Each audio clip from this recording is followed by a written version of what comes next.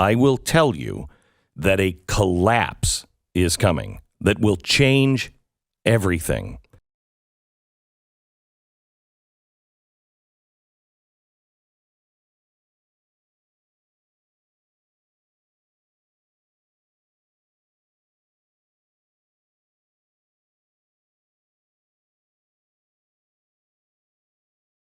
They know once America and the Western world see what's going on,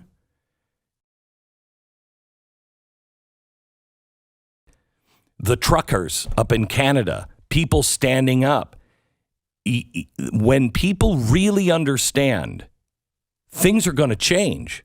So it's a race. Do we wake up before they put us in a cage, a digital cage? That's really what's happening. So I don't know when, but they need us in a digital cage. And the best way to do it, and the last way to do it, is a total meltdown of the financial system of the West. Because that's when you change everything. So please concentrate on what you have and what you need to do. What do you do? Well, if you don't have very much money, I would buy canned foods. Canned foods. Every time you go to Costco, buy more than you need and don't touch it. Leave it. Canned food will be not only a blessing for your family and others, but it is also something that will have great value. If things really go to hell in a handbasket, you ain't seen nothing yet with the supply chain. So please, prepare your family for impact. Get food that is not just to feed your family, but it can be used to trade and will be worth money. All the way from cans of food to, nails. And I mean, look at what's happening with lumber. What are people going to need? Cigarettes, alcohol, whatever it is that society just takes for granted. Those things will be worth a lot. You think bullets are expensive now? Just wait.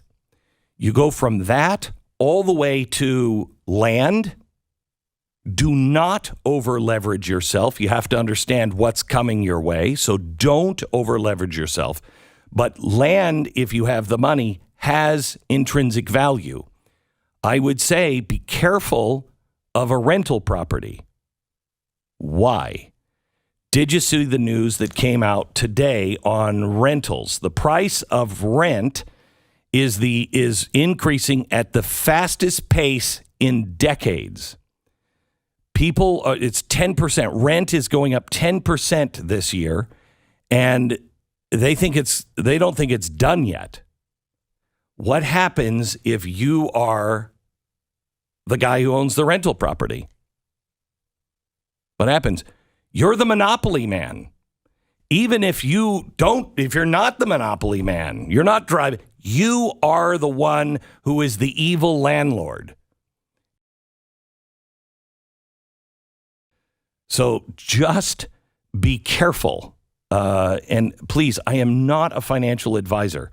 So please, do your own homework on all of this stuff. All right. So what else do you do? Well, another thing that you really need to consider just on inflation, by the way, food, land, art, an old Mustang that has been redone. Whatever will not ever lose its value. Food is never going to lose its value. A classic whatever that is rare, it should have scarcity, or it should be facing scarcity in the future. The next thing you need to do is get your money out of these big banks and tell them why you're doing it. I refuse to do business with any financial institution that is using ESG. When you stop using ESG as a marker, then fine. But until then, put it in a credit union, a local credit union. Keep everything local. Speaking of that, if you haven't thought about your zoning committee yet, it is as important as your school board. I guarantee you, almost every town in America has the 2030 plan, the 30 by 30, which is part of the Great Reset. I can guarantee you it's in your town already. Run and win seats on the zoning committee. You've got to keep this out of your local town and your state. I have talked to several state legislatures in the last week. This is starting to pick up steam, but unfortunately, I think a lot of these states are missing it. Every red state should have, I think every state should have this, but every red state needs to have an anti-ESG bill that is tied directly to the finance markets.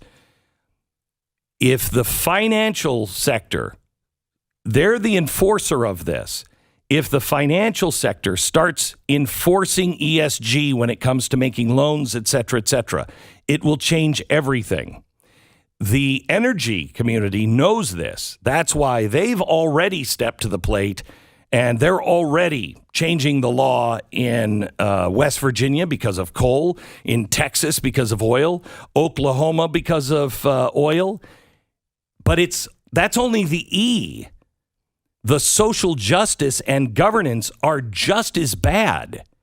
Call your state and call your legislators and make sure that they are going to pass an anti-ESG bill with the S and the G, not just protecting the oil companies.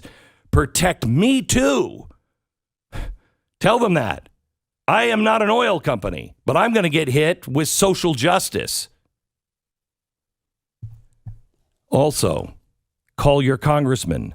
The Build Back Better bill, they are working so hard to get that passed. They have to have those final pieces. Nothing in that bill can pass. Nothing. And it's not about the price tag. It's about the pieces of the machine for the Great Reset. I hate saying this because this is so urgent. And I hate the fact that this is charging you money. But I have to. The Great Reset. Order the book now, please. Barnes & Noble is taking orders. Amazon won't take orders. Take orders now. There's a paper shortage. We've ordered a bazillion books, but I think this thing is going to sell out fast. And you need this book quickly. If you are someone who is in Congress, if you are someone who is in a state house, read it on Kindle now. Now, read it on Kindle.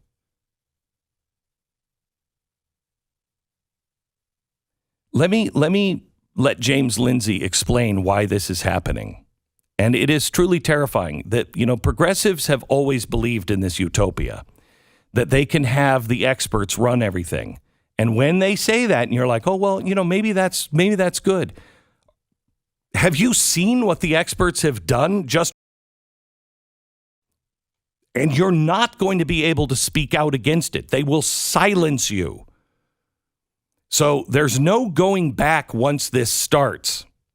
And it's close to starting. Why would these companies and everybody do this? Listen to what James Lindsay says in this upcoming podcast on Thursday. Listen to this. I have a theory on this. No, sorry, not this one. The second one with James talking about how tech is thinks they can do the utopian dream. Do they actually believe, or do they know they're only positioning themselves for power? I look at people like Bill Gates and Klaus Schwab at the World Economic Forum, and I think that they're probably true believers in very significant ways, especially Klaus. I think they believe that what's hindered, if you read the Marxism through the 60s, you get this sense that what hindered the Soviet Union was that it lacked the technology necessary to meet the production levels necessary to have a thriving society. capitalist society found production, but they have all this exploitation. And that was the big question that they were wrestling with. And so now with the advent of AI and with, all of these new machines and robots and self-driving vehicles they want to unleash, I think they actually think we can pull it off now. That, the AI can predict distribution to get around the information problem that von Mises pointed out and said, this is why communism and socialism don't work. Planned economies don't work because there's information being exchanged between the people engaging in a market. And without that information, you don't know what goods and services are needed. So you have huge excesses of, say, steel or huge deficiencies of, say, bread, and it doesn't get worked out. But with super advanced AI, well, they can predict what you want and give you an advertisement for it before you even know you wanted it. So I think that there are people, these kind of highly technologist types, who genuinely believe that they're going to pull it off this time, that we now have the necessary technology to make it work, not understanding that human beings are still human beings at the bottom unless the full Marxist program is brought to bear, which is to remake humans to need different things. Well, they are doing that. That's the goal. They are doing that. Transhumanism is the end of that, but it's frightening.